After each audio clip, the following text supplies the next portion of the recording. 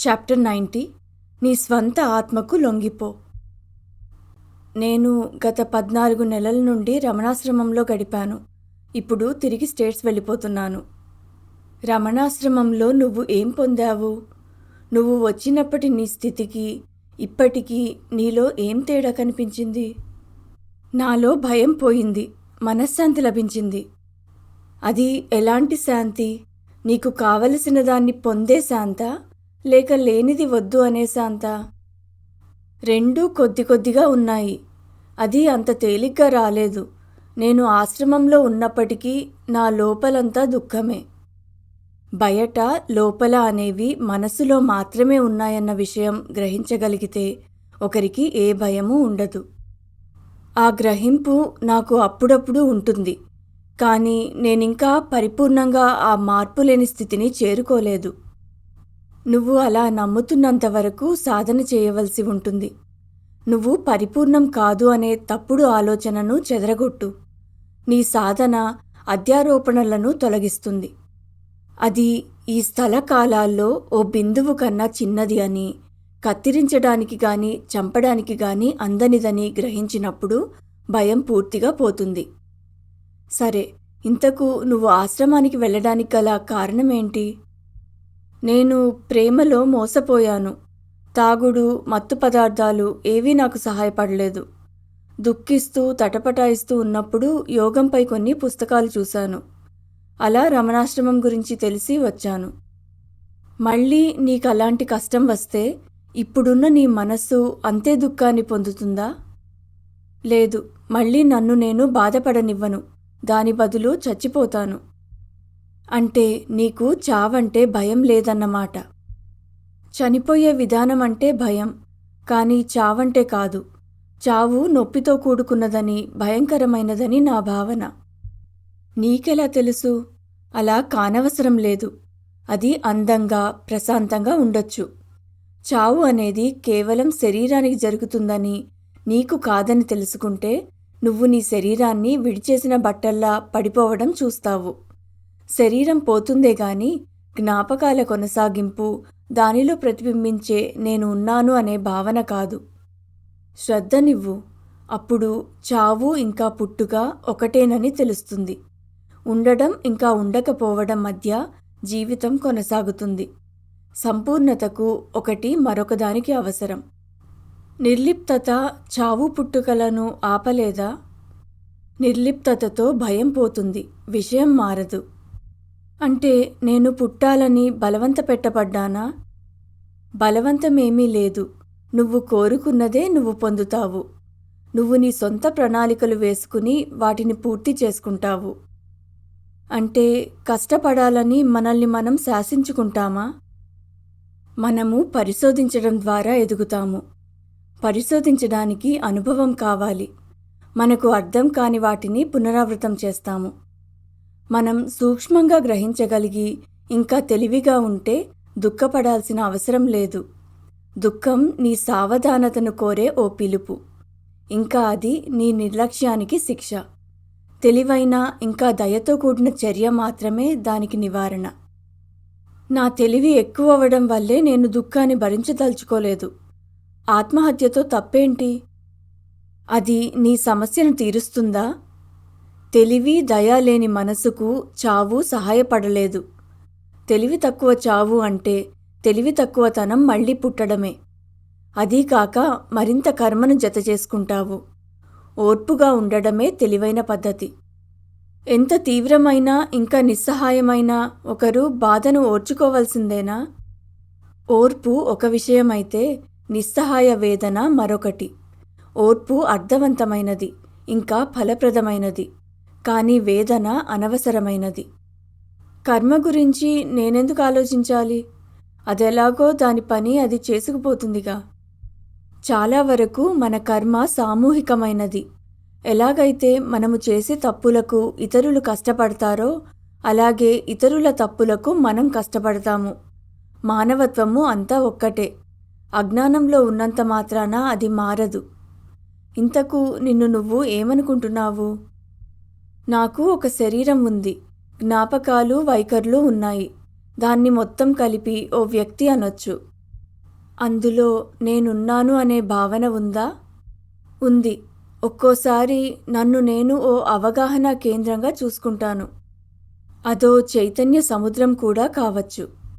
నాకిప్పుడు యుఎస్ తిరిగి వెళ్ళి ఓ చురుకైన జీవితం గడపాలనుంది. నిన్ను నువ్వు శరీర మనసులుగా తీసుకోనంత వరకు నువ్వు నీకు నచ్చింది చేయొచ్చు.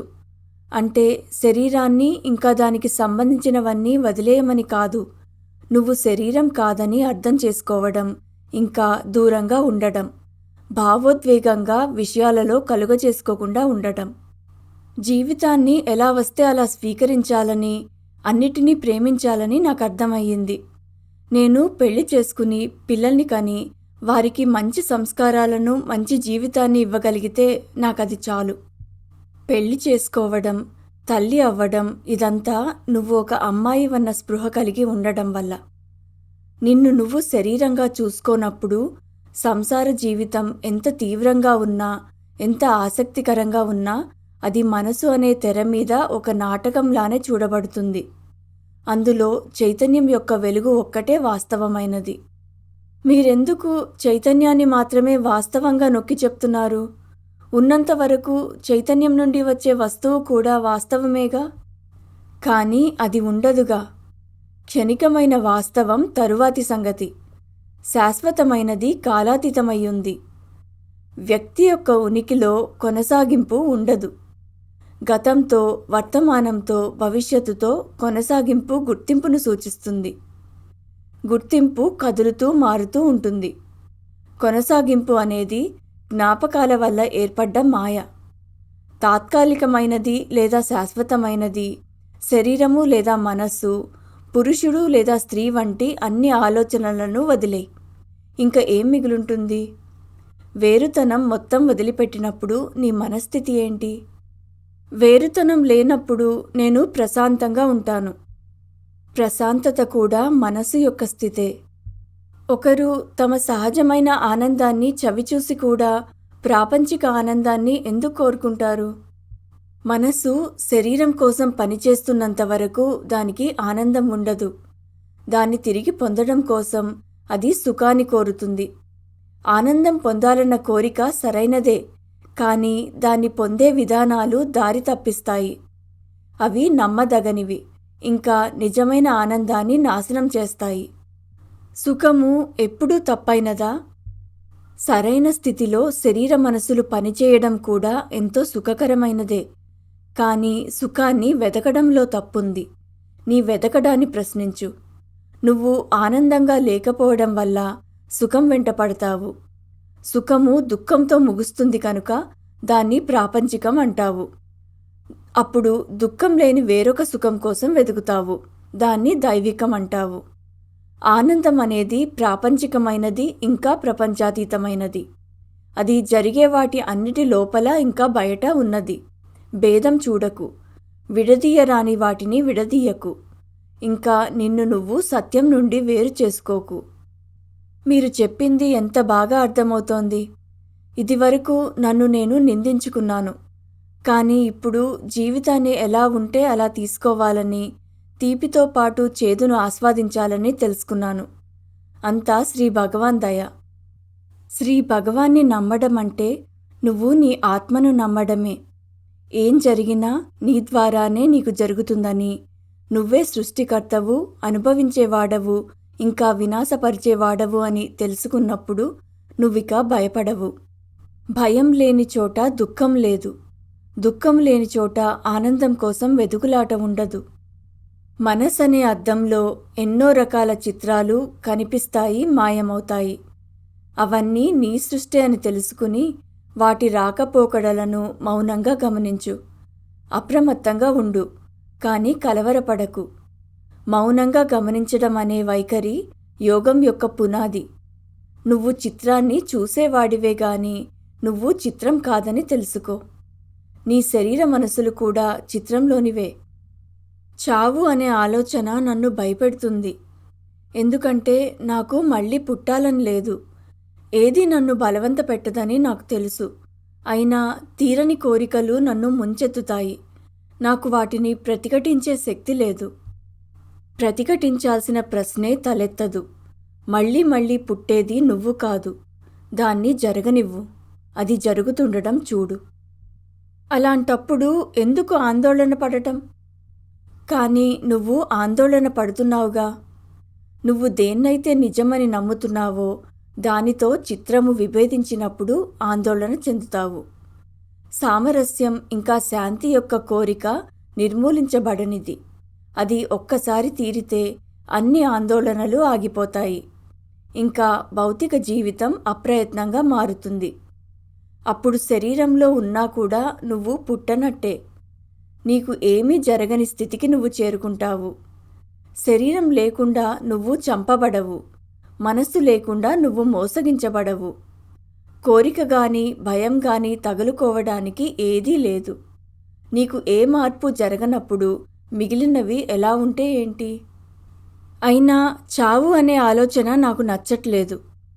అది నువ్వింకా యవ్వనంలో ఉన్నావు గనుక. నీ గురించి నీకు తెలిసిన కొద్దీ నీ భయం పోతుంది. చాలా వరకు చనిపోయేవారు స్పృహలో ఉండరు.